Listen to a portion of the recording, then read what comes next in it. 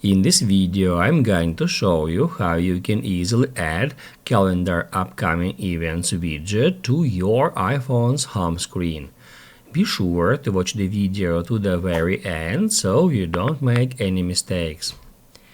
Let's get started, guys. I'm gonna show you all the process from the beginning, and first off, when we are on a home screen, we just need to long press somewhere at an empty space to activate that mode.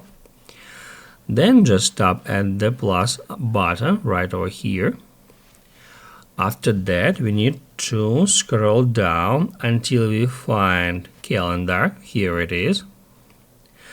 And after that, we'll be able to select widget size. We can select one of that widgets. I'm gonna use that one, I'm gonna use that one.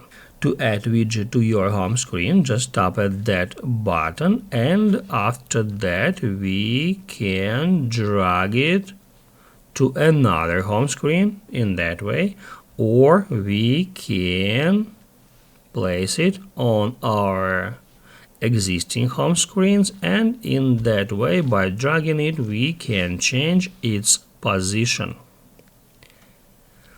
Once it is done, to save the changes, don't forget to tap at Done.